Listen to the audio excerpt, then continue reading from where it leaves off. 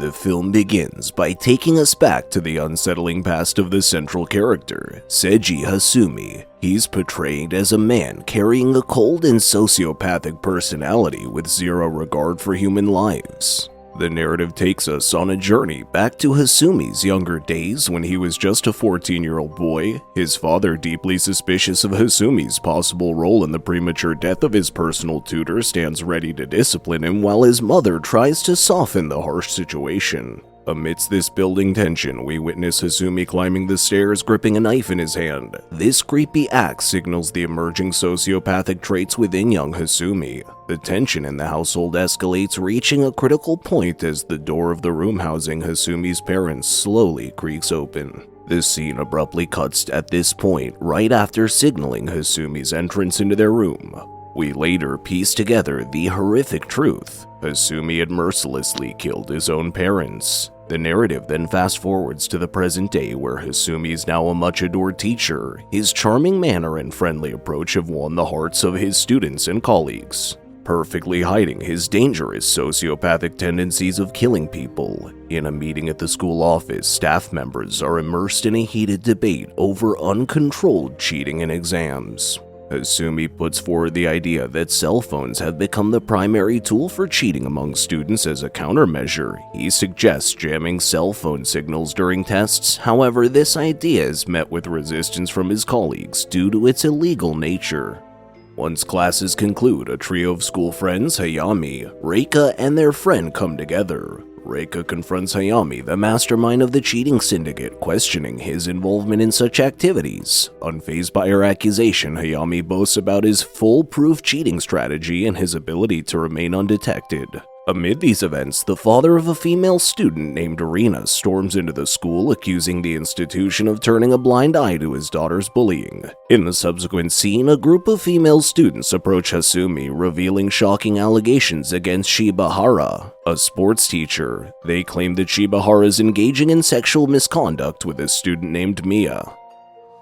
Soon after, Hasumi, in an attempt to investigate, arranges a meeting with Mia. In their private moment, Mia admits to Hasumi that she was caught stealing from a store by Shibahara. Using this incident as leverage, Shibahara pressured her into fulfilling his sexual demands. Guided by his determination to address the problem, Hasumi accompanies Maya back to the store where she confesses and apologizes for her theft. Following this, he advises her to send a text message to Shibahara stating that she's come clean with the store owner, effectively extinguishing his power to manipulate her. The tale continues on a subsequent day where Hasumi takes into custody all of the students' mobile phones. In a secretive move, he deploys a device designed to interfere with cellular signals, thus creating a safeguard against cheating. This event takes place amidst a school examination.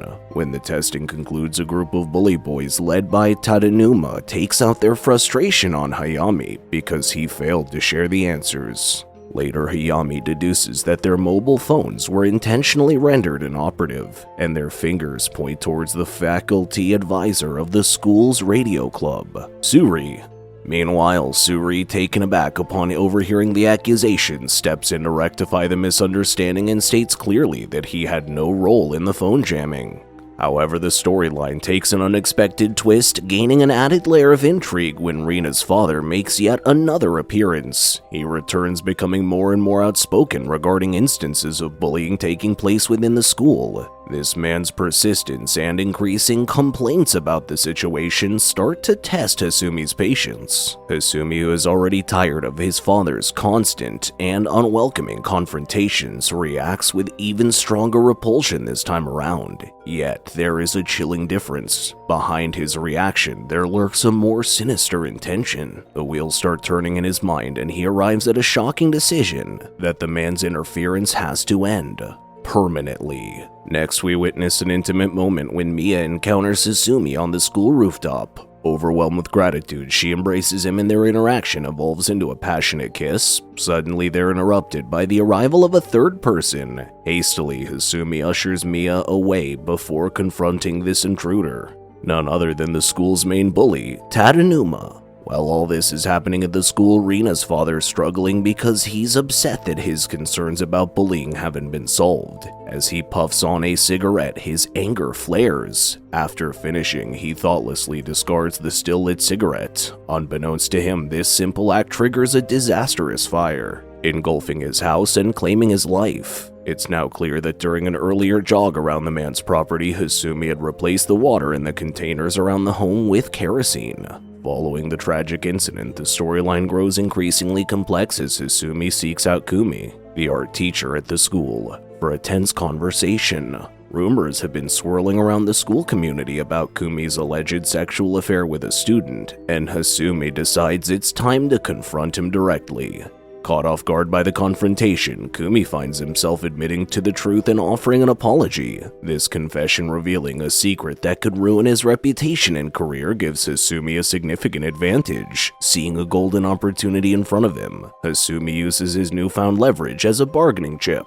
He persuades Kumi to allow him temporary use of his apartment, a request which Kumi, now in a vulnerable position, could hardly refuse. Later on, Hasumi takes Mia to Kumi's apartment. This space becomes their secret hideaway, a place where they can escape from the outside world and immerse themselves in their own romantic universe. As the story moves forward, three friends, including Hayami, meet up in the library. They start talking about a string of suicides happening at their high school. Hayami starts thinking about it and starts to suspect that Hasumi might be involved. He remembers hearing the police talk about Hasumi when they were looking into Rina's father's death. The police said that Hasumi used to work at another school where, strangely enough, a lot of suicides occurred there too. And Hayami is right. These weren't really suicides. Hasumi was actually killing the students and making it look like they had taken their own lives. Soon after, the classroom descends into chaos as a fight started by Tadanoumi breaks out as an anonymous internet post has accused him of burning down another student's house. Amidst this turmoil, Mia remembers a night when Hasumi inquired about accessing online messaging boards. She now guesses that Hasumi might be involved in the matter. Immediately, Hasumi steps in to break up the fight, then approaches Tadanuma with an offer to share a drink.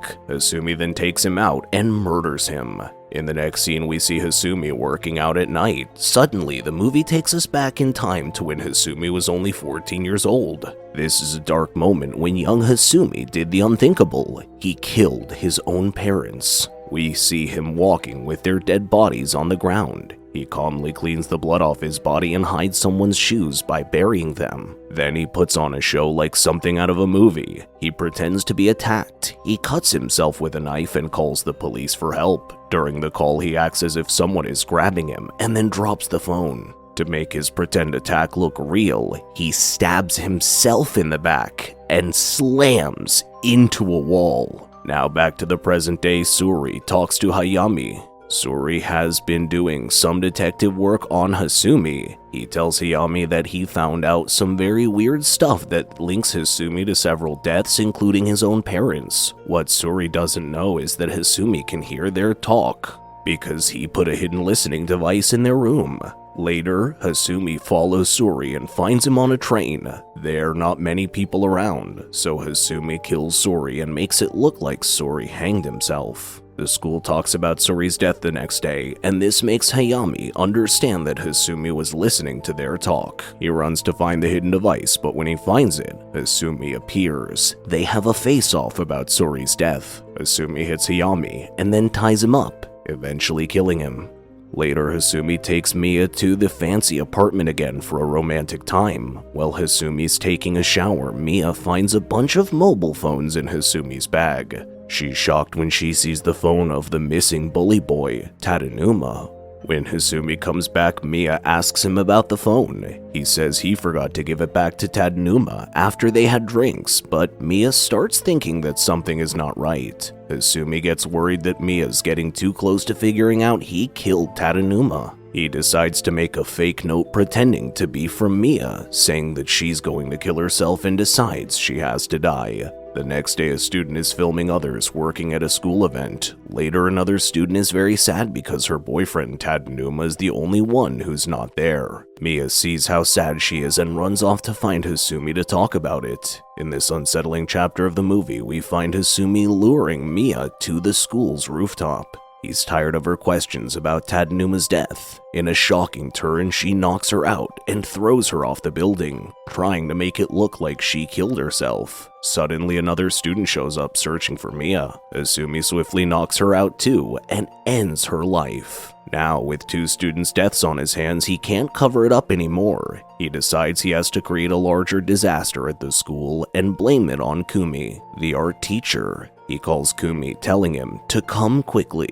Elsewhere, students notice their phones aren't working again. One of them realizes that their phones are being jammed. Hasumi did this to cut the student's connection with the outside world. Soon after, Hasumi goes home to get a gun for his terrible plan. When Kumi arrives at the school, Hasumi is waiting for him. He knocks Kumi out and plans to use his shoes as proof against him later. As more students realize their phones are being blocked, they start to worry, especially Hayami's friends who know about Hasumi's past and think he might be behind it. Suddenly, Hasumi starts his terrible plan with the 3 students in the room.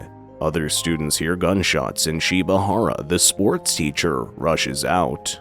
Hasumi shoots him immediately. The rest of the students are terrified. Hasumi tells them there's an armed stranger in the school and suggests they head to the rooftop, planning to lure them all there and kill them. The students start to run in all directions. Some trust Hasumi and follow him. Others don't and start making a wall to keep the danger out. All the while, Hasumi is shooting at groups of students. Hasumi continues with his evil plans with an eerie joy. The students waiting to get to the roof are happy to see him at first, but their joy turns into shock when he starts shooting them.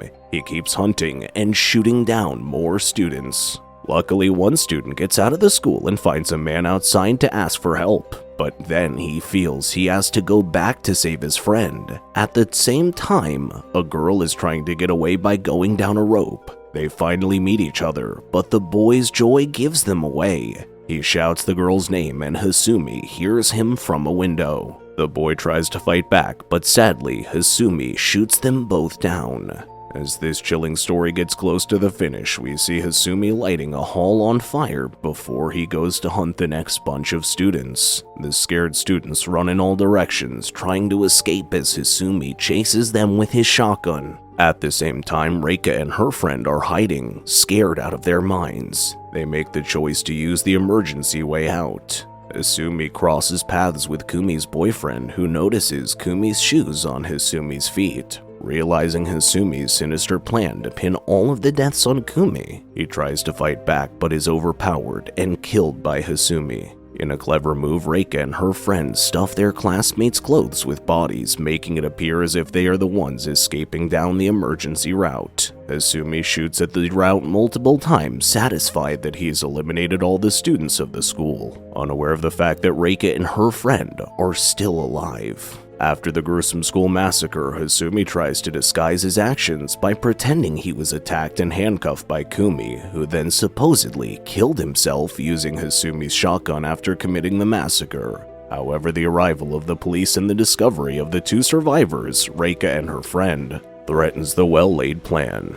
When faced with the truth, Reika's friend gathers all the courage and fearlessly points out Hasumi as the true monster behind the chaos. While a terrified Reika watches the scene unfold, unable to do anything, the police catching on quickly prevent Hasumi from getting any closer to the shocked Reika. Out of nowhere, a critical piece of evidence emerges. They stumble upon a recording device which held the chilling voice of a student who had been killed, screaming out Hasumi's name just before their life was snuffed out. This cold, hard proof leaves no room for doubt, leading to Hasumi's immediate arrest.